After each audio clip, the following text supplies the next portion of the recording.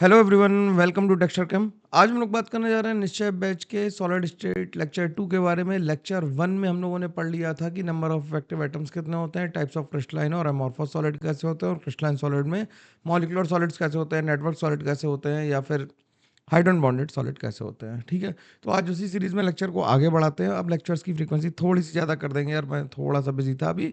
अब रेगुलर आएंगे। होपफुली तुम लोग अच्छे से पढ़ाई कर रहे होगे। बाकी अध्याय और निश्चय बैच के सारा मटेरियल तुम्हें dextercam.in पे फ्री में अवेलेबल है, वहां से तुम इसे अवेल कर सकते हो। ठीक है, तो आज हम लोग स्ट्रेट अवे बात करते हैं density of a unit cell की। Density of a unit cell कैसे निकालते हैं इसके बारे में अगर हम बात करें तो यार, अगर हम डेंसिटी की बात कर रहे हैं तो डेंसिटी किसी भी चीज़ की क्या होती है, डेंसिटी को हम लिख सकते हैं density is equals to mass upon volume. लिख सकते हैं कि नहीं? डेंसिटी इज इक्वल्स टू क्या है? मास अपॉन वॉल्यूम है। डेंसिटी क्या है? Mass by volume. अगर डेंसिटी मास बाय वॉल्यूम है तो अगर हमें यूनिट सेल की डेंसिटी निकालनी है तो कैसे निकालेंगे? तो डेंसिटी ऑफ यूनिट सेल कैसे आ जाएगी? डेंसिटी ऑफ यूनिट सेल कैसे आ जाएगी? डेंसिटी ऑफ यूनिट सेल आ जाएगी कि number of atoms per unit cell into molar mass. क्योंकि हमने मोलर मास लिया है, एटॉमिक मास नहीं लिया है, इसलिए हम क्या करेंगे, एटॉमिक मास बनाने के लिए Na से डिवाइड कर देंगे, और number of unit atoms per unit cell divided by volume, क्योंकि वॉल्यूम क्या है हमारे पास? A cube. तो डेंसिटी का फॉर्मूला जो डायरेक्ट आ जाएगा वो आ जाएगा Z into capital M upon a cube into Na। ठीक है, ध्यान रखना, बात समझ में आनी चाहिए। Z क्या है? Where Z is number of effective atoms per unit cell. Number of effective atoms per unit cell है। एम क्या है? एम है मोलर मास है। क्या भाई? यहाँ पे मोलर मास है। एन ए हमारा एवोगैड्रोस नंबर है। एन ए क्या है? हमारा एवोगैड्रोस नंबर है। और ए हमारी क्या है? एज लेंथ है। तो हम इस तरह से डेंसिटी आराम से निकाल सकते हैं। डेंसिटी इन जनरल ग्राम पर सीसी में दी होती है, तो जो ए की वैल्यू है वो सेंटीमीटर में ही पुट करेंगे। ठीक, सिंपल सी बात है, ज़्यादा मुश्किल बात नहीं है। और पी वाई क्यूज़ भी इसके मैं फिर से करवा दूंगा, कोई टेंशन नहीं। वैसे सॉलिड स्टेट के पी वाई क्यू हो रखे हैं, वहाँ से तुम इसे देख सकते हो। लास्ट ईयर मैंने करे थे, वो सारे हैं इसमें। ठीक है, अब पैकिंग एफिशिएंसी की बात करें। अगर हम पैकिंग एफिशिएंसी की बात करें तो पैकिंग एफिशिएंसी क्या होती है? एफिशिएंसी किसी भी चीज़ की अगर हमें मेजर करनी हो पैकिंग की, तो क्या करेंगे कि कितना वॉल्यूम था और कितना ऑक्यूपाइड है, यही तो होती पैकिंग एफिशिएंसी। भाई हमारे पास कंटेनर में अगर मान लो कि हमें किसी कंटेनर को फिल करना हो, तो हम पैकिंग एफिशिएंसी कैसे निकालेंगे? कि उसमें गेंद डालना शुरू कर दी, मान लो छोटे छोटे मार्बल्स डालना शुरू कर दिए, तो हम कहेंगे कि नेट वॉल्यूम ऑफ कंटेनर कितना था और बॉल्स ने कितना ऑक्यूपाई कर लिया, और कुछ स्पेस खाली रह गया होगा।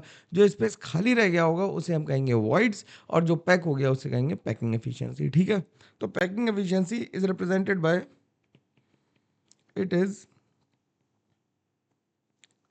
रिप्रेजेंटेड बाय ईटा। तो ईटा इज इक्वल टू होता है वॉल्यूम ऑक्यूपाइड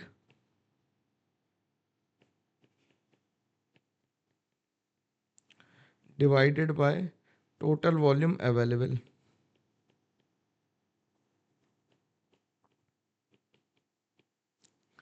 ठीक, टोटल वॉल्यूम अवेलेबल कितना है? ठीक, तो ये हो गई पैकिंग एफिशिएंसी। अब वॉल्यूम जो ऑक्यूपाइड है वो कैसे निकालेंगे? वॉल्यूम ऑक्यूपाइड लिख देंगे जेड, जेड यानी कि number of effective atoms per unit cell into 4/3 pi R cube divided by volume, volume of unit cell ऐसा लिख देते हैं, वॉल्यूम ऑफ यूनिट सेल। ठीक, तो ये एफिशिएंसी यहाँ से निकल आएगी। क्यों हमने 4/3 इंटू पाई आर क्यूब किया? हम ये मानते हैं कि जो भी वॉल्यूम आ रहा होगा वो किसकी वजह से आ रहा होगा? स्फीयर्स की वजह से आ रहा होगा, तो स्फीयर का वॉल्यूम यहाँ पे ले लेंगे। ठीक है ना, बिल्कुल कोई इसमें प्रॉब्लम नहीं आनी चाहिए किसी को भी, बहुत आराम से समझ में आ जानी चाहिए बात मेरी। ठीक, अब हमें अलग अलग यूनिट सेल्स में पैकिंग एफिशिएंसी निकालनी है और ये चेक करना है कि किसकी पैकिंग एफिशिएंसी ज़्यादा है और किसकी कम है। तभी हम ये कह पाएंगे कि कौन सा यूनिट सेल क्लोज्ड पैक है और कौन सा लूज पैक है। ठीक है, कौन सा क्लोज्ड पैक है और कौन सा लूज पैक है। लूज पैक का मतलब कि जिसमें एफिशिएंसी कम होगी उसे हम क्या कहेंगे, लूज पैक कहेंगे, और जिसमें एफिशिएंसी ज़्यादा होगी उसे हम क्लोज पैक कहेंगे। ठीक है, तो सबसे पहले हम लोग देख रहे हैं in case of primitive unit cell. In case of primitive unit cell क्या होगा, प्रिमिटिव यूनिट सेल में अगर हम यूनिट सेल बना लें, यहाँ पे क्यूब बना लेते हैं, छोटा ही बना लेते हैं,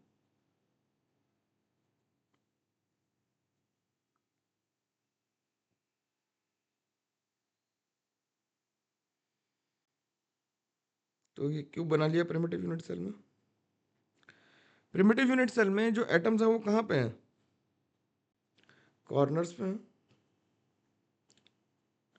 एटम्स कहाँ पे हैं, कॉर्नर्स पे हैं। अगर एटम्स कॉर्नर पे हैं तो हम क्या कहेंगे कि नंबर ऑफ इफेक्टिव एटम्स कितने हो गए, नंबर ऑफ इफेक्टिव एटम्स कितने हो गए, नंबर ऑफ इफेक्टिव एटम्स कितने आ गए, 1/8 इंटू 8, यानी कि कितना आ गया 1। ये लास्ट क्लास में हमने सीखा था।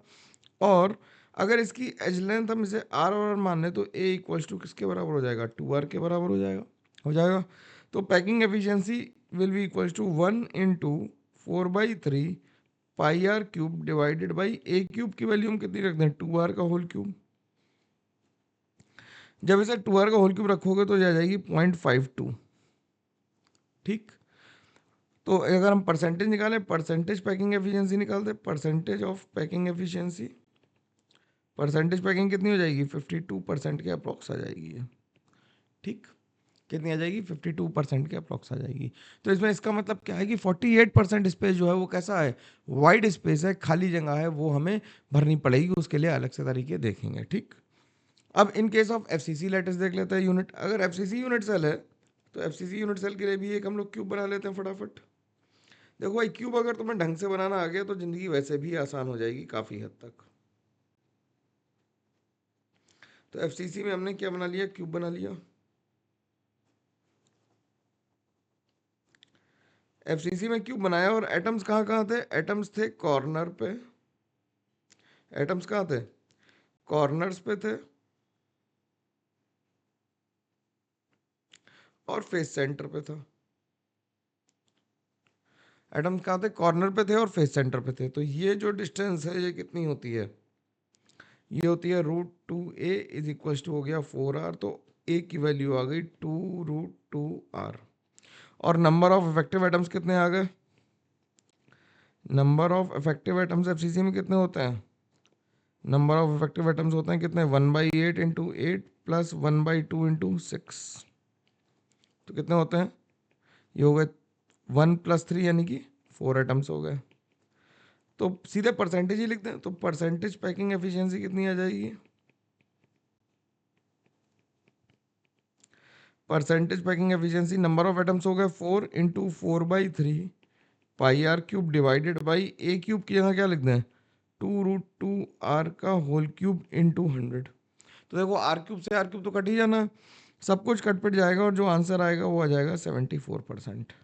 ठीक, तो जो पैकिंग की बात करें तो हम ये कह सकते हैं कि FCC is more effectively packed than simple cubic lattice.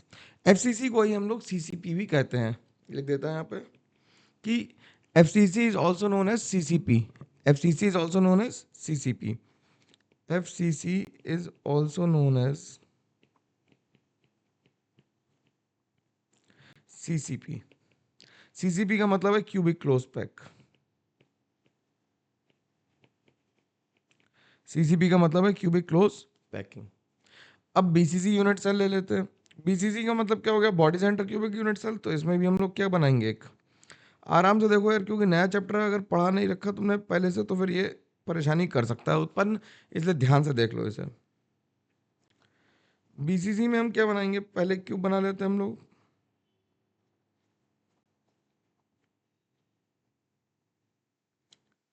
BCC में भी एक क्यूब हमने फॉर्म कर लिया। एटम्स कहाँ कहाँ होते हैं बीसीसी में, एटम्स होते हैं बीसीसी में कहाँ पे, कॉर्नर्स पे और बॉडी सेंटर पे। तो एक ये बॉडी सेंटर पे एटम बना दिया, एक ये कॉर्नर पे बना दिया एटम और एक इस कॉर्नर पे बना दिया एटम। ठीक, प्रोपोर्शनेट अमाउंट में यार स्फीयर अभी सही नहीं बने, तो ये डिस्टेंस कितनी आ जाएगी, ये डिस्टेंस आ जाएगी हमारी कितनी, √3a is equal to 4r, क्योंकि ये क्या होगी, बॉडी डायगोनल होगी, तो a की वैल्यू आ जाएगी 4/√3r आ जाएगी। अब जरा ध्यान से देखना भाई कि नंबर ऑफ इफेक्टिव एटम्स कितने थे, नंबर ऑफ इफेक्टिव एटम्स कितने थे इसमें, 1/8 इंटू 8+1 यानी कि कितने थे, 2। तो परसेंटेज ऑफ पैकिंग एफिशिएंसी क्या आ जाएगा, परसेंटेज पैकिंग एफिशिएंसी कितनी आ जाएगी। तो तुम्हें ये अगर पैकिंग एफिशिएंसी याद रहेगी तो बहुत अच्छा रहेगा, 2 × 4/3 πr³ डिवाइडेड बाय क्या आ जाएगा, a³ की वैल्यू रख देंगे 4/√3r का होल क्यूब इंटू 100। तो इसे जब सॉल्व करोगे तो ये आ जाएगी 68%। तो हमें तीनों पैकिंग्स में ये समझ में आ गया कि क्लोजेस्ट पैक कौन सा था, क्लोजेस्ट पैक था हमारा एफसीसी, और लूजेस्ट यानी कि सबसे कम इफेक्टिव पैकिंग एफिशिएंसी आ रही थी किसमें, सिंपल क्यूबिक में, और क्लोजेस्ट किस में आ रही थी, क्लोजेस्ट आ रही थी हमारी एफसीसी में जो 74% आ रही थी, सिंपल क्यूबिक में 52% आ रही थी, वो सबसे कम आ रही थी। तो ये कहानी कहाँ तक की हो गई, ये कहानी हो गई जब हम लोगों ने क्यूबिक क्लोज पैकिंग को, क्यूबिक स्ट्रक्चर्स को देखा। अब एक बार आईआईटी ने एडवांस में हेक्सागोनल पैकिंग के बारे में काफ़ी डिटेल में पूछा है, तो हम लोग लिख लेते हैं hexagonal close packing. Hexagonal close packing, जरा ध्यान से देखना भाई, इसमें थोड़ी सी तकलीफ होती है। हेक्सागोनल क्लोज पैकिंग क्या होती है, हेक्सागोनल क्लोज पैकिंग में हम क्या करते हैं कि जो स्फीयर्स हैं, अब मैं थोड़ा सा एआई का सहारा लूंगा, और अच्छे फिगर बनाने के लिए एआई के सहारे की ज़रूरत पड़ती है। ठीक, तो थोड़ी सी मतलब इसमें किसी को कष्ट तो नहीं होगा, कमेंट करके बताना सर कि ये बेईमानी तो नहीं लग रही तुम्हें। एआई का सहारा ले लेता है ना, थोड़ा फिगर अच्छा सा बन जाता है, बस और कुछ नहीं है।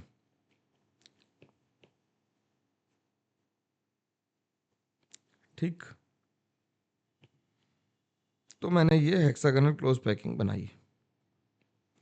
ठीक, अब जब हेक्सागोनल क्लोज पैकिंग बनाई, तो हेक्सागोनल क्लोज पैकिंग में होता क्या है, पहले तो ये बात समझते हैं। हेक्सागोनल क्लोज पैकिंग में कभी तुमने घेवर वाला डिब्बा देखा है यार, घेवर वाला डिब्बा हेक्सागन का आता है। अगर हम क्या करें कि हेक्सागोनल क्लोज पैकिंग करनी है, तो हम इस वाले स्फीयर को जरा ध्यान से देखना, इससे मिला के क्या हम एक हेक्सागन बना सकते हैं क्या, ऐसा।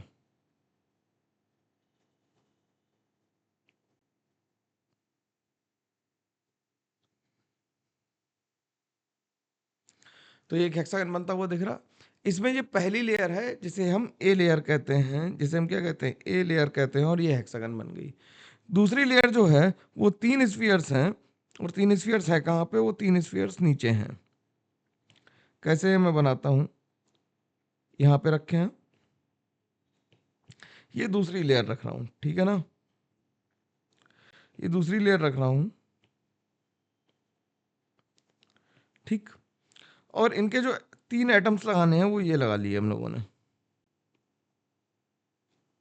ठीक, अब हमें क्या करना है, ये हमारी लेयर हो गई कैसी, बी लेयर हो गई, और बिल्कुल ऐसी ही ऊपर आइडेंटिकल लेयर जो होगी वो नीचे भी होगी इसके,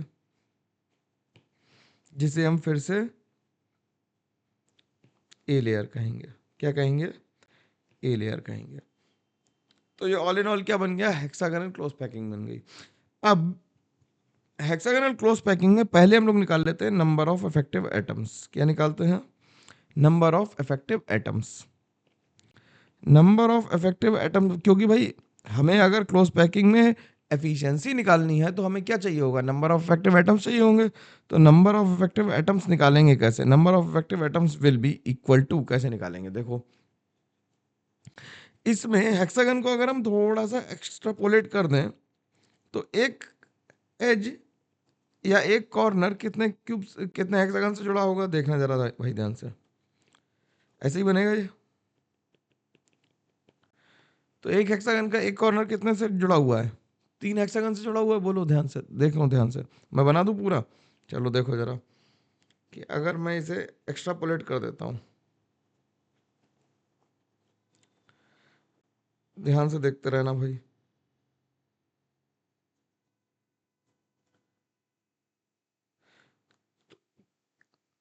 ये एक बन गया हेक्सागन,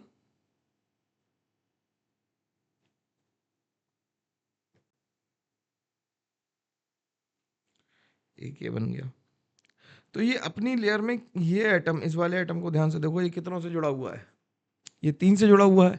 तो 3 से अपनी लेयर में जुड़ा हुआ है और इसके ऊपर जो लेयर रखी होगी उसमें भी 3 से जुड़ा होगा। तो जो कॉर्नर है वो कितने से शेयर्ड है, 6 हेक्सागन से शेयर्ड है। कितने से शेयर्ड है, 6 हेक्सागन। क्यूब में कितने से शेयर्ड होता है, 8 से। इसमें ध्यान से देखना है कितने से शेयर्ड होगा, 6 से होगा। कैसे, 3 अपनी लेयर में और 3 ऊपर वाली लेयर में। बात समझ में आ रही है, क्लियर कट।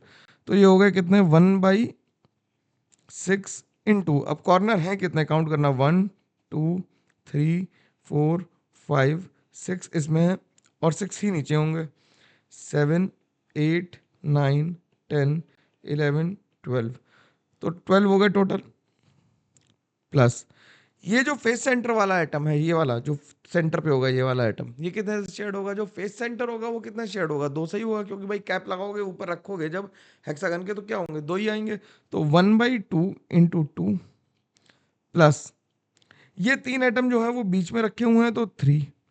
तो टोटल कितने आ जाएंगे, 2 + 1 + 3, यानी कि नंबर ऑफ इफेक्टिव आइटम्स आ गए 6। कितने आ गए, 6 आ गए। ये बात समझ में आई कैसे, कि जो कॉर्नर है वो कितनों से शेयर्ड है, कॉर्नर जो है वो 6 से शेयर्ड है, 3 अपनी लेयर में, 3 ऊपर वाली लेयर में। तो कॉर्नर 6 से शेयर्ड हो गया। जो सेंटर वाला आइटम है, फेस सेंटर वाला, फेस सेंटर हमेशा 2 ही से शेयर हो सकता है, क्योंकि फेस तो दो चीजों को ही आपस में जोड़ेगा ना, फेस वॉल जैसे होती है कमरे की। तो कितने आ गए उसके लिए, 1/2 इंटू 2, और जो 3 एटम बीच में रखे हुए हैं बी लेयर में, उन्हें भी हमने जोड़ दिया। तो नंबर ऑफ इफेक्टिव एटम्स कितने आ गए, नंबर ऑफ इफेक्टिव एटम्स आ गए हमारे पास 6। ठीक है, इतनी बात क्लियर हो गई आसानी से। मुश्किल बात है थोड़ी सी भाई, ध्यान से करना है ना।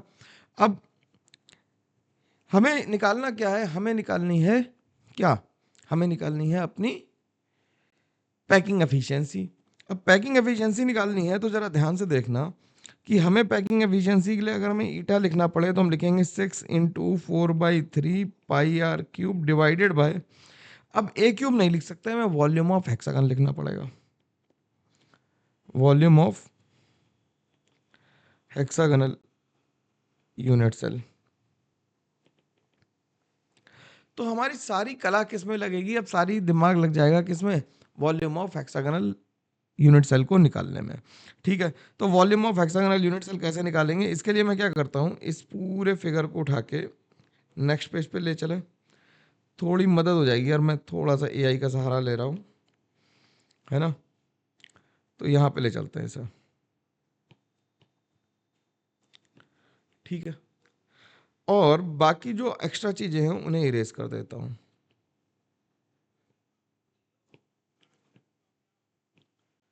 एक्स्ट्रा चीज़ों को इरेज कर दिया, ठीक। अब जरा देखना, अब हमारा टास्क क्या है, हमारा टास्क है वॉल्यूम ऑफ, हमें क्या निकालना है, volume of hexagonal close packing निकालना है, हेक्सागन का निकालना है। वॉल्यूम इज इक्वल टू क्या होता है, volume of hexagonal unit cell will be equal to what, base area into height. Base area into height होगा। अब बेस एरिया कितना आएगा जरा ध्यान से देखना, बेस एरिया आ जाएगा क्या, ये हमारे पास 6 इक्विलेटरल ट्राइंगल बन रहे होंगे, ध्यान से देखना भाई, ये क्या बन रहा है, इसे हम मान लेते हैं ओरिजिन, इस वाले को भी हटा देते हैं यहाँ से, इसे मान लेते हैं ओरिजिन, ओरिजिन इसे मान लेते हैं, इसे लिख लेते हैं ओ, ठीक। ओ है, ये ओरिजिन है ओ। तो हमारे पास क्या है, बेस एरिया कितना आ गया, बेस एरिया आ गया 6 into area of equilateral triangles. Equilateral triangles कैसे होगा, इक्विलेटरल ट्राइंगल कैसे होगा, क्योंकि इन सबकी डिस्टेंस जो होगी वो आर और आर यानी कि 2r ही होगी। तो इक्विलेटरल ट्राइंगल की जो लेंथ है वो किसके बराबर है, 2r के बराबर, चाहे यहाँ से देख लो कहीं से भी देख लो 2r होगी। तो इक्विलेटरल ट्राइंगल का एरिया कितना होता है, √3a/2 4, इक्विलेटरल ट्राइंगल का एरिया कितना होता है, √3a² बाई 4, मतलब साइड स्क्वायर बाई 4 ही तो होता है। ठीक, तो एक ही जगह हम क्या रख देंगे, यहाँ पे एक ही जगह रख देंगे 2r का होल स्क्वायर, तो ये आ जाएगा 6 इंटू √3/4 इंटू 4r², तो 4 से 4 हो गया कैंसिल, तो ये आ गया 6√3r²। अब जो सारी कहानी बची वो बची हाइट निकालने के लिए। अब क्या बचा, हमें हाइट निकालना, ये हमने बेस एरिया निकाल दिया। हाइट निकालने के लिए जरा देखना ध्यान से मेरी बात, कि इस पॉइंट से अगर हम एक लाइन ड्रॉ करें और इस तरह से ड्रॉ करें कि वो इसके सेंटर तक आ जाए यहाँ पे, ठीक, और इस सेंटर्स को मिलाने के लिए हमें एक और ट्राइंगल अगर यहाँ पे फॉर्म कर दें, जो कि एक इक्विलैटरल ट्राइंगल होगा, फिर से ये क्या है, इक्विलैटरल ट्राइंगल, तो इसे ABC लिख लेते हैं। ठीक, ABC लिख लेते हैं। ये वाला स्फीयर इसे टच कर रहा होगा, क्योंकि भाई लेयर है ना, एक के ऊपर एक रखी होंगी, तो ये दोनों आपस में क्या कर रहे होंगे, टच कर रहे होंगे। ध्यान से सुनना, OA को टच कर रहा है, क्यों, क्योंकि ये लेयर है एक दूसरे के ऊपर रखी है। समझने में थोड़ा मुश्किल है, ध्यान से विजुलाइज कर पा रहे हो ना, कि A लेयर थी, उसके ऊपर से B लेयर रखी हम लोगों ने, तो A और O आपस में क्या कर रहे हैं, टच कर रहे हैं। तो ये डिस्टेंस है 2r, इसे हम लिख लेते हैं ये h/2 है। ये कितनी है, h/2 है। ठीक, अब ये अगर h/2 है, तो अगर हमें h/2 निकल आएगा तो h भी निकल आएगा। तो देखना h/2 कैसे निकालेंगे, हमें ये पता है ये r है, हमें ये डिस्टेंस निकालनी है। अगर हम ये निकाल लें, ये निकालने मतलब ये कौन सी है, ये वाली, अगर हम ये निकाल लें तो हमारा काम हो जाएगा, और हम फिर उसमें पाइथागोरस थ्योरम लगा देंगे। कैसे, क्योंकि ये एंगल जो होगा वो कैसा होगा, 90 डिग्री होगा होगा तो पहले ये एंगल कितना है, ये 30 डिग्री है, तो इसका नाम रख लेते हैं कुछ d। तो ऐसा बना लेते हैं ट्राइंगल, एक ट्राइंगल हम बना लेते हैं, राइट एंगल ट्राइंगल, जिसका एंगल 30 डिग्री है, जो ए, यहाँ पे लिख लेते हैं कुछ AED में। ठीक, AED में ये हमारे पास आ रहा है, हमें AD निकालना है। ठीक, ठीक है, तो cos 30 डिग्री किसके बराबर हो जाएगा,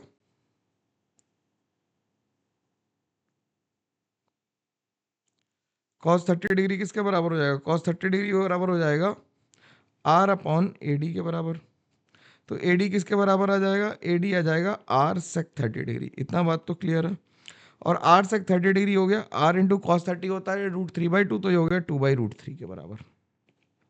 तो AD की लेंथ निकल आई 2r/√3। बात समझ में आई भाई, इतनी बात समझ में आ रही, आसानी से ट्रिग्नोमेट्री लगा रहा हूँ, अब कुछ नहीं कर रहा हूँ। फिर एक ट्राइंगल देखना OAD, ट्राइंगल कौन सा देखना है, ट्राइंगल OAD। ट्राइंगल OAD भी एक राइट एंगल ट्राइंगल है, राइट एंगल ट्राइंगल है ये भी कैसा है, राइट एंगल ट्राइंगल है। ठीक, अब जब ये राइट एंगल ट्राइंगल है,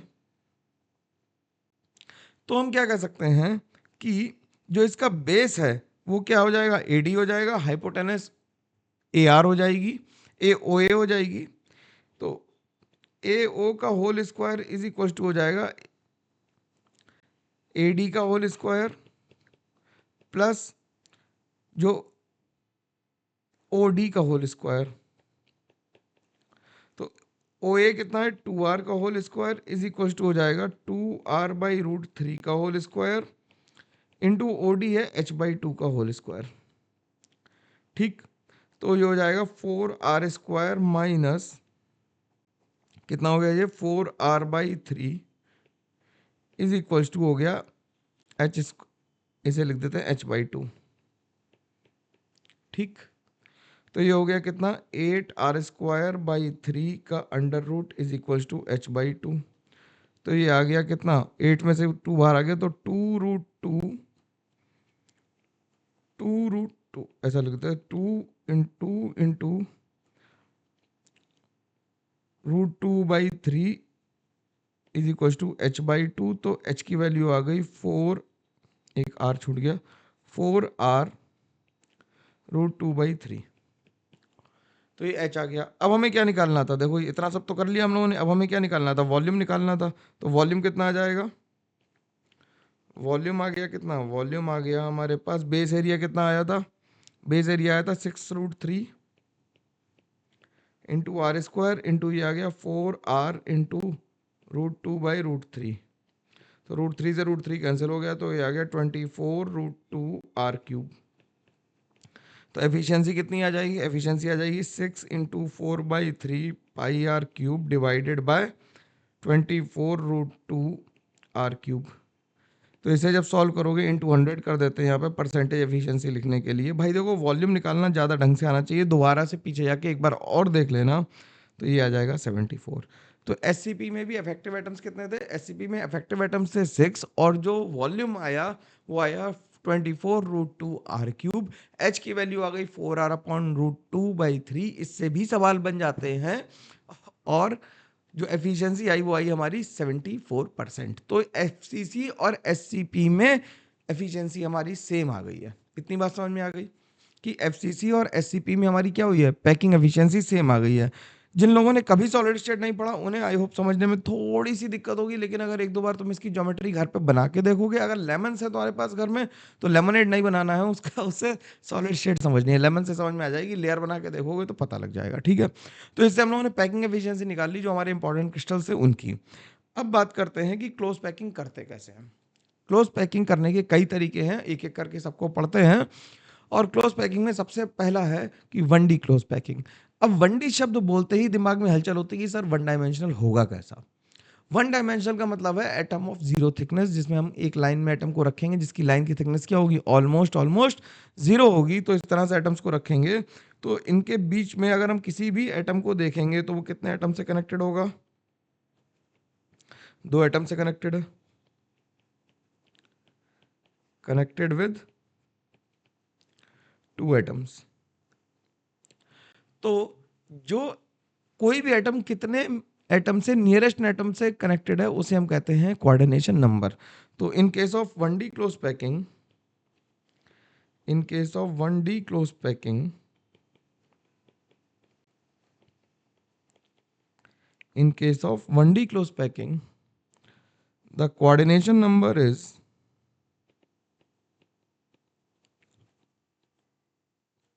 2। कोऑर्डिनेशन नंबर कितनी है, 2। कोऑर्डिनेशन नंबर का मतलब होता है नियरेस्ट नेबर्स। क्या होता है, nearest neighbours from which one atom is connected, one atom is connected. ठीक, तो ये 1D में हो गई क्लोज पैकिंग। तो इसके ध्यान रखने वाली बात क्या है कि 1D क्लोज पैकिंग में कोऑर्डिनेशन नंबर कितनी आती है, 2 आती है। अब 2D क्लोज पैकिंग करनी है। 2D क्लोज पैकिंग करने का तरीका क्या है कि 2D स्क्वायर पैकिंग कर सकते हैं। अब 2D स्क्वायर पैकिंग में क्या कर रहे हैं, ये हमने नेट बना के रखा पहले से ही कि इसमें अगर हम इसे ए कह दें, ध्यान से देखना, इसे अगर हम ए कह दें तो ये भी कैसा है, ए है, ये भी कैसा है, ए है, ये भी कैसा है, ए, सब ए टाइप की पैकिंग है। तो इसमें अगर हम किसी भी स्फीयर को देखेंगे तो वो कितने स्फीयर्स को टच कर रहा है, देखो बाबू कितने स्फीयर्स को टच कर रहा है, 4 को टच कर रहा है। तो इसकी कोऑर्डिनेशन नंबर कितनी लिख देंगे, कोऑर्डिनेशन नंबर लिख देंगे 4। कितने को टच कर रहा है, 4 को टच कर रहा है, तो कोऑर्डिनेशन नंबर कितनी आ गई, 4 आ गई। ये बात समझ में आ गई आसानी से कि एक लेयर में, मतलब पूरे यूनिट सेल में या पूरी अपनी पैकिंग में कोई भी स्फीयर कितने स्फीयर्स को टच कर रहा है, 4 को टच कर रहा है, तो इसकी कोऑर्डिनेशन नंबर 4 आ गई। अब 2D हेक्सागोनल पैकिंग करनी है। 2D हेक्सागोनल पैकिंग अभी हम लोगों ने हेक्सागन के लिए बनाई थी। अब हेक्सागोनल पैकिंग है तो नाम से भी क्लियर है कि कोई भी स्फीयर एट ए टाइम कितने स्फीयर्स को टच कर रहा होगा, देखो जरा ध्यान से, कितने स्फीयर्स को टच कर रहा है, 6 स्फीयर्स को टच कर रहा है, तो इसकी कोऑर्डिनेशन नंबर कितनी हो जाएगी, 6 हो जाएगी। सिंपल, कि कोई भी स्फीयर लेयर में कितने स्फीयर्स को डायरेक्टली टच कर रहा है, 6 स्फीयर्स को टच कर रहा है, तो कोऑर्डिनेशन नंबर कितनी हो जाएगी, 6 हो जाएगी। अब 3D पैकिंग करने के लिए 3D पैकिंग में हम लोग करेंगे 3D square packing. 3D square packing का मतलब क्या है कि अब ये पूरी जो लेयर है वो ए लेयर है, ठीक, एक लेयर ये है। ऐसे ही इसके पीछे जो ऐसे मतलब स्लाइड करके रखी, देखो ऐसे स्टैक करते आ रहे, एक लेयर थी, फिर दूसरी, फिर तीसरी, फिर चौथी, फिर पांचवी, ऐसे कर रहा है। तो ये ए लेयर है, ये भी ए लेयर है, ये भी ए लेयर है, इस तरह से रखिए। इसमें जो एक स्क्वायर बना है, ध्यान से देखोगे तो एक स्क्वायर ये बना हुआ है, एक स्क्वायर ये बना हुआ है, इस तरह से बना हुआ है ये। तो एक क्यूब बन गया। इस क्यूब में अगर हम इस एटम से पूछें कि तुम्हारी भाई कोऑर्डिनेशन नंबर कितनी है, तो कोऑर्डिनेशन नंबर वो कितनी बताएगा है? देखो ये डायरेक्टली इससे कनेक्टेड है 1, इससे भी कनेक्टेड है, मतलब इससे कनेक्टेड है 2, इससे कनेक्टेड है 3, 4, मतलब ये 6 एटम से कनेक्टेड होगा। मतलब अगर तुम इसमें ना देख पाओ, मैं इसमें तुम्हें दिखाने में थोड़ी सी दिक्कत हो रही है मेरे को भी। तुम देखो अगर क्यूब है तुम्हारा, तो क्यूब में लेफ्ट हैंड टॉप कॉर्नर पे सिंपल क्यूबिक लैटिस बन रहा है, देखो ध्यान से, केवल कॉर्नर्स पे एटम है। तो लेफ्ट हैंड टॉप कॉर्नर पे, कहाँ पे? लेफ्ट हैंड टॉप कॉर्नर पे, लेफ्ट हैंड टॉप कॉर्नर पे क्या करो, लेफ्ट हैंड टॉप कॉर्नर पे रख लो अपना एटम। उससे देखो एक्स एक्सिस पे वो कितनों से टच कर रहा होगा, एक नीचे टच कर रहा होगा और एक ऊपर टच कर रहा होगा। एक्स एक्सिस मान लेते हैं ऊपर नीचे वाली है। वाई एक्सिस में कितनों से टच कर रहा है, वाई एक्सिस में भी वो दो से टच कर रहा होगा, एक प्लस एक्स में और एक माइनस एक्स में, और प्लस वाई में और माइनस वाई में, प्लस जेड और माइनस जेड में। तो इसकी कोऑर्डिनेशन नंबर जो आ जाएगी, कोऑर्डिनेशन नंबर कितनी आ जाएगी इसकी, कोऑर्डिनेशन नंबर इसकी जो आ जाएगी वो हमारी 6 आ जाएगी। अभी मैं प्रूफ भी कर दूंगा कैसे आ रही है 6, लेकिन फिलहाल के लिए ये समझ सकते हैं कि कोऑर्डिनेशन नंबर 6 कैसे आ रही है, ठीक है। अब 3D हेक्सागोनल पैकिंग करनी है। 3D हेक्सागोनल पैकिंग करने के हमारे पास 3D हेक्सागोनल पैकिंग करने के हमारे पास दो तरीके हैं। कैसे करते हैं, क्या करते हैं कि हमारे पास हेक्सागोनल पैकिंग थी, ये गंदा है, इसे दोबारा बनाना पड़ेगा। चलो 3D हेक्सागोनल पैकिंग के लिए क्या करते हैं कि पहले करते हैं ए बी टाइप की पैकिंग। कैसे करते हैं, ए बी टाइप पैकिंग करते हैं।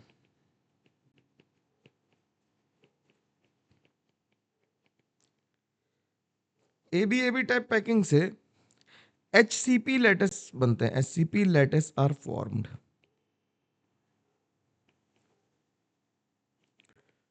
SCP लैटिस आर फॉर्म कैसे करेंगे इस बारे में देखते हैं। तो हमने मान लिया स्फीयर बना लिया। अब स्फीयर बना लिया तो फिर से अपन लोग कॉपी कर लेंगे इसे।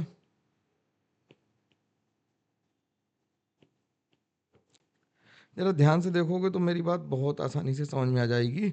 बस ये ड्राइंग के लिए भाई प्रिंट निकाल लेना, इतनी एग्जैक्ट बिना AI के सहारे के बनाना बहुत मुश्किल है, पेन उतना अच्छा चलेगा नहीं, ठीक।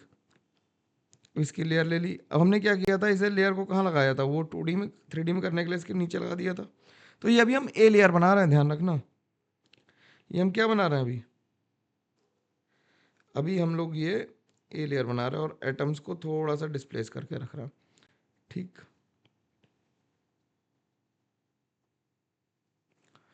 ये हमारी क्या बन गई, ये ए लेयर बन गई। ये क्या है, ये ए लेयर है। अब इसी ए लेयर को मैं कॉपी कर लेता हूं और यहां पे पेस्ट कर लेता हूं, ऊपर ले चलूंगा इसे। इसका कलर चेंज कर देते हैं, इसका कलर मान लो रेड कर दिया, ठीक। अब इसे उठा के इस फॉर्मेट में रखो, थोड़ा सा डिस्प्लेस करके, थोड़ा सा डिस्प्लेस करके। देखो AI से रखा तो फट से बन गया, नहीं तो बहुत दिक्कत आती है रखने में। तो ये रख गई लेयर, ठीक है ना भाई बात। अब इसके ऊपर फिर से क्या रखेंगे, ए लेयर रखेंगे, तो व्हाइट वाले के जस्ट ऊपर आ जाएगा। ये जो ग्रीन वाली, जो हमारी रेड वाली लेयर है, ये क्या है, ये बी लेयर है। तो ए लेयर रखी, फिर बी लेयर रखी, फिर ए लेयर रखेंगे, फिर बी लेयर रखेंगे, और इस टाइप से ए बी टाइप की पैकिंग करते रहेंगे। तो इसके लिए कोऑर्डिनेशन नंबर कितनी आएगी, ठीक। कोऑर्डिनेशन नंबर कैसे आएगी, कोऑर्डिनेशन नंबर अगर तुम देखोगे तो कोऑर्डिनेशन नंबर कितनी आएगी। अगर तुम्हें हेक्सागोनल क्लोज पैकिंग वाला स्ट्रक्चर याद आ रहा है तो तुम्हें ये समझ में आ रहा होगा कि कोई भी एटम, मैं यहाँ पे बना देता हूँ फिर से, कि कोई भी एटम जो है वो अपनी लेयर में कितनों से टच कर रहा है, काउंट कर लो जरा, ये कितनों से टच कर रहा है। ये वाले एटम को देखना है तो 1 2 3 4 5 6 से टच कर रहा है। बोलो 6 से कर रहा है टच, हाँ या ना। कोई भी एटम अपनी लेयर में कितनों से टच कर रहा है, 6 से कर रहा है। 3 हमने ऊपर से रखे थे, इसके याद आया, अभी हमने हेक्सागोनल का वॉल्यूम निकाला था, तो 3 ऊपर से रखे और 3 नीचे से रखे। तो टोटल कितने हो गए, 6 ऊपर 3 9 और नीचे 3 12। 6 in the plane, 6 above the layer, 3 above the layer and 3 below the layer. 3 ऊपर रख दिए और 3 नीचे रख दिए, तो टोटल कोऑर्डिनेशन नंबर कितनी आ गई? 12 आ गई। 12 कैसे आ गई? 6 in the layer, 3 above and 3 below. ठीक, तो ए लेयर में कितनों को टच करेगा? 6 को। बी लेयर में कितने को करेगा? 3 को। और फिर से नीचे वाली बी लेयर में, क्योंकि ए बी टाइप की पैकिंग है, तो ए में कितने से कर रहा है? 6 से, बी में 3 से, और नीचे वाले बी से भी 3 से। ठीक है, तो टोटल कितने हो गए? कोऑर्डिनेशन नंबर 12 आ गई। अब हेक्सागोनल क्लोज पैकिंग अब हम कैसी करना चाहते हैं? अब हेक्सागोनल क्लोज पैकिंग जो हम करना चाहते हैं, वो हम करना चाहते हैं एबीसी टाइप की। कैसी करना चाहते हैं? नंबर 2 डाल देते हैं, एबीसी एबीसी टाइप। जब एबीसी टाइप करेंगे तो इससे क्या बनेंगे? इससे बनेंगे हमारे क्या? इससे बन जाएंगे हमारे FCC lattice. FCC lattice are formed.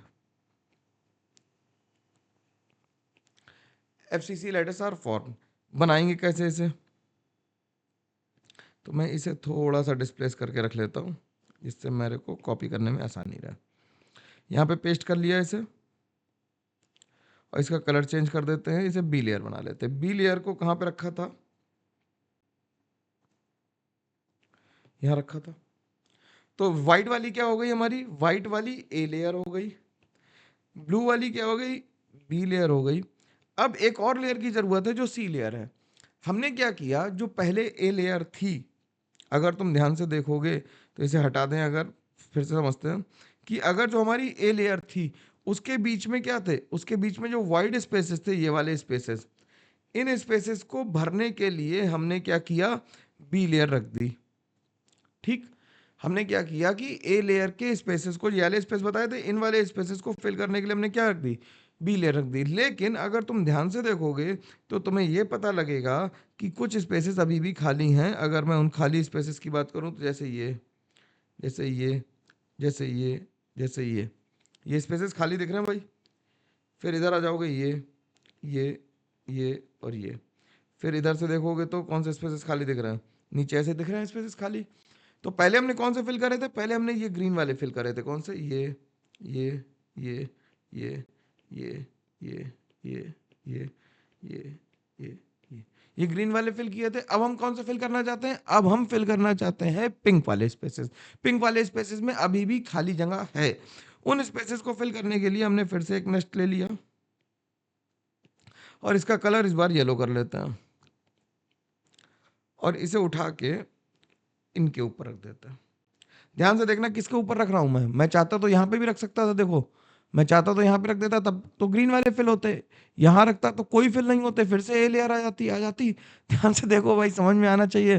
तो हमने कहां पे रखा? हमने रखा पिंक वाले स्पेसेस को कवर करते हुए। जब पिंक वाले स्पेसेस को कवर करते हुए रखा तो देखो पिंक वाले स्पेसेस सारे कवर हो गए।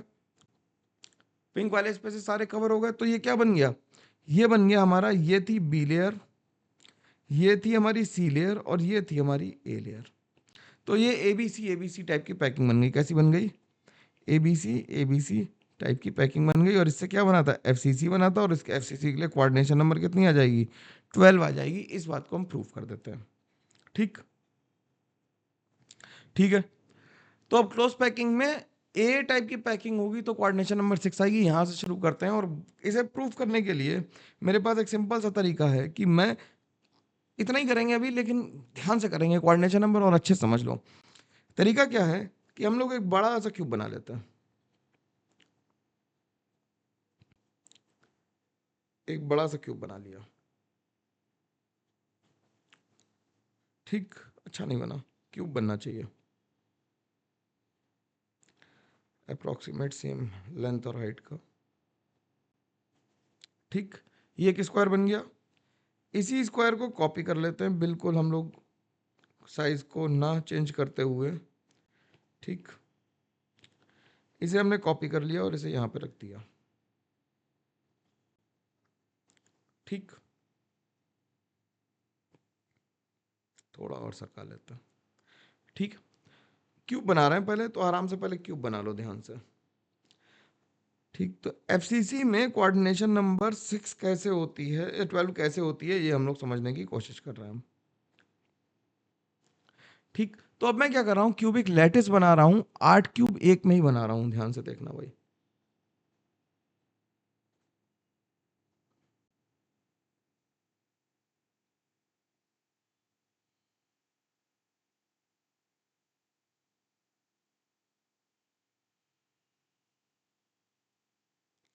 ठीक, 8 क्यूब एक में बनाने की कोशिश चल रही है हम लोगों की।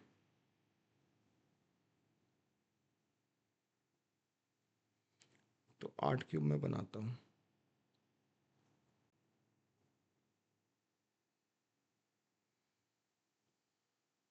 आराम से देखते रहो। अगर तुम्हें ये समझ में आ गया ना, तो बहुत आराम से कोऑर्डिनेशन नंबर वाला कॉन्सेप्ट समझ में आएगा, और कमेंट करके बताना कि क्लास कैसी लग रही है, करने में मजा आ रहा है या नहीं आ रहा। ठीक, ठीक, ये बन गया। अब क्या करा, इससे इसे मिला दिया, और इससे इसे मिला दिया, और इससे इसे मिला दिया। ये टोटल कितने बन गए, ये 8 क्यूब्स मैंने बना लिए। ठीक, 8 क्यूब्स बना लिए। अब हम कोऑर्डिनेशन नंबर सिंपल क्यूबिक से स्टार्ट करेंगे और फिर एफसीसी तक देखेंगे। तो देखो भाई, अगर हम सिंपल क्यूबिक में देखें तो हम एक एटम को बड़ा कर लेते हैं। एक एटम को हमने मान लिया कि ये हमारा मेन एटम है। एटम अगर केवल कॉर्नर पे लगे हैं तो ये कॉर्नर है, ये कॉर्नर है, ये कॉर्नर है, ये कॉर्नर है, ये कॉर्नर है, और ये कॉर्नर है। अगर सारे कॉर्नर्स पे एटम लगा दें, सारे कॉर्नर्स पे एटम लगा दें, तो जरा ध्यान से देखना भाई लोगों, जरा ध्यान से, है ना भाई, हम लोग भी सीख रहे हैं, ढंग से सीख जाएंगे तो अच्छा रहेगा। सारे कॉर्नर्स पे हम लोगों ने क्या लगा दिए, एटम लगा दिए। ठीक, सारे कॉर्नर्स पे एटम लगा दिए। जो कॉर्नर से एटम के बीच की दूरी है वो हम कितनी लिख देते हैं, ये ए है, ये ए है, ये ए है, ये ए है, ये ए है, और ये ए है। तो ए डिस्टेंस पे हमें कितने एटम्स मिल गए भाई, ए डिस्टेंस पे अगर तुम ध्यान देखोगे तो 1, ऊपर वाला 1, नीचे 2, मतलब plus x minus x plus y minus y और प्लस जेड और माइनस जेड। मतलब ये प्लस एक्स पे मिला तो ये माइनस एक्स पे मिल गया, ये प्लस वाई पे मिला तो ये माइनस वाई पे मिल गया, ये प्लस जेड पे मिला और ये माइनस जेड पे मिल गया। तो कितने एटम मिले, अगर केवल एटम कहाँ पे लगे हुए हैं, अगर एटम केवल कॉर्नर पे लगे हुए हैं, तो जो कोऑर्डिनेशन नंबर आ रही है वो कितनी आ रही है, कोऑर्डिनेशन नंबर 6 आ रही है, ऊपर लिखा हुआ। ठीक, यहाँ तक क्लियर है, बोलो भाई यहाँ तक सबको क्लियर है, मजा आ रहा करने में। ठीक, अब एटम्स को हमने एफसीसी में कन्वर्ट करना है, तो एफसीसी में कन्वर्ट करने के लिए हम क्या करेंगे, हम लोग फेस सेंटर्स पे भी एटम लगाएंगे। तो हमारा, इसे हम नंबर 1 दे लेते हैं, केवल इसी के रिस्पेक्ट में देखेंगे तो सबके रिस्पेक्ट में वैसे ही आ जाएगा। एक ये फेस सेंटर है तुम्हारे पास, देखो ध्यान से, एक ये फेस सेंटर है, एक ये फेस सेंटर है, एक ये फेस सेंटर है, और एक ये फेस सेंटर है। और फेस सेंटर की दूरियां हैं कितनी, a/√2, ये भी कितने पे है, a/√2 पे, ये भी कितने पे है, a/√2। सवरे कैसे होंगे, a/√2 पे। एक फेस सेंटर ये भी है भाई, फेस दिख रहा है, ओके। ये थोड़े से छूट गया हमारे पास कॉर्नर से, ठीक है। तो ये कितना, ये भी एक हमें फेस सेंटर दिख रहा है, एक फेस सेंटर हमें ये दिख रहा है। कितने फेस सेंटर दिखने लगे भाई, कितने फेस सेंटर दिखने लगे हमें, एक फेस सेंटर ये दिख रहा है, और एक फेस सेंटर ये दिख रहा है। तो फेस सेंटर में कितने दिखने लगे, 8 दिखने लगे आसानी से। अब अगर इसे देखो ध्यान से, तो 1 2 3 और 4 मिलके भी एक फेस है, 1 2 3 और 4 मिलके भी एक फेस है, तो उससे भी एक फेस सेंटर यहाँ पे दिखाई दे जाएगा। एक फेस सेंटर 1 2 5 और 6 मिलके भी एक फेस है, तो यहाँ पे भी दिख जाएगा एक फेस सेंटर। ऐसे ही 1 6 7 8 भी मिलके एक फेस बनाएंगे, तो यहाँ पे एक फेस सेंटर दिख जाएगा। ऐसे ही 1 8 4 9 मिलके भी एक फेस बनाएंगे, तो यहाँ पे भी एक फेस सेंटर दिख जाएगा। तो टोटल फेस सेंटर कितने दिखाई दिए, मैं फेस सेंटर वालों को शेड कर दे रहा हूँ। तो ये एटम्स कितने, कौन से हैं, ये कौन से हैं, इन्हें शेड करके बना देता हूँ। ये कौन से एटम्स हैं, ये फेस सेंटर वाले हैं। कौन से हैं, फेस सेंटर एटम्स हैं। और ये हैं कितने, तो कोऑर्डिनेशन नंबर कितनी आ जाएगी, 12 आ जाएगी। काउंट कर लो भाई, 1 2 3 4 5 6 7 8 9 10 11 12, तो कोऑर्डिनेशन नंबर 12 आ रही एफसीसी में। ये बात समझ में आ जानी चाहिए आसानी से, एफसीसी में कोऑर्डिनेशन नंबर कितनी आ रही, 12 आ रही है। अब coordination number in case of BCC lattice कर लेते हैं। Coordination number in case of BCC lattice, coordination number in case of BCC lattice, BCC lattice में कोऑर्डिनेशन नंबर कैसे लिखेंगे, तो बीसीसी के लिए जब हमने क्यूब बनाया, बीसीसी के लिए जब हमने क्यूब बनाया, ठीक है, क्योंकि छोटा बनाना है जल्दी जल्दी बना लेते हैं। बीसीसी के लिए जब हमने क्यूब बनाया तो एटम्स कहाँ थे हमारे पास में, एटम्स हमारे पास कॉर्नर्स में थे, सारे कॉर्नर्स पे एटम्स थे, और एटम कहाँ पे है, और एटम एक बॉडी सेंटर पे है। तो कॉर्नर से बॉडी सेंटर के बीच की दूरी, किसी भी कॉर्नर से बॉडी सेंटर के बीच की दूरी कितनी है, √3a/2 है। चाहे किधर भी चले जाओ ये भी कितनी है, √3a/2 है। इधर आ जाओ ये भी कितनी है, √3a/2 है। तो ऐसे कितने हो जाएंगे, ये भी सब क्या है, √3a/2। तो कितनी आ जाएगी coordination number, coordination number will be 8, क्योंकि 8 कॉर्नर बॉडी सेंटर से √3a/2 की दूरी पे हैं, तो इसकी कोऑर्डिनेशन नंबर कितनी आ जानी है, 8 आ जानी है। बात समझ में आ गई कोऑर्डिनेशन नंबर तक की। तो हमें क्लोज पैकिंग अब समझ में आ गई, हमें समझ में आ गई क्लोज पैकिंग, इसमें कोई दिक्कत तो नहीं किसी को भी। क्लोज पैकिंग क्लियर हो गई, यानी एफसीसी में कितनी आ रही कोऑर्डिनेशन नंबर, 12। पैकिंग कैसी है, एबीसी। एससीपी में कोऑर्डिनेशन नंबर कितनी आ रही, 12। पैकिंग कैसी है, एबी। सिंपल क्यूबिक में कोऑर्डिनेशन नंबर आ रही है 6। पैकिंग है ए टाइप की, और बीसीसी में कोऑर्डिनेशन नंबर आ रही है 8। ठीक है, तो आज की क्लास को हम लोग यहीं रोकते हैं। हम लोगों ने अब मेजर पोर्शन कर लिया है। अब अगली क्लास में जो हम लोग करेंगे बात वाइड्स के बारे में। ठीक है, अगली क्लास में हम लोग बात करेंगे वाइड्स के बारे में, वाइड्स कैसे निकालते हैं, कितनी दूरी पे होते हैं, कितने होते हैं, कहाँ पे होते हैं, कैसे दिखाई देते हैं, कैसे देखेंगे, ये सब बातें हम लोग करेंगे। किसके बारे में, वाइड्स के बारे में। वाइड्स मतलब होता है खाली स्पेस, जो अगली क्लास में आने वाला है। Stay tuned, like share subscribe करते रहना, और खूब सारी पढ़ाई करनी है, जिससे हम एडवांस में, बिट्स में, वीआईटी में, सब जगह अच्छे से सेलेक्ट हो जाए। ठीक है, चलो मिलते हैं, तब तक के लिए thank you very much, take care, bye bye, ध्यान रखना अपना, खूब सारी पढ़ाई करते रहो, बाय बाय।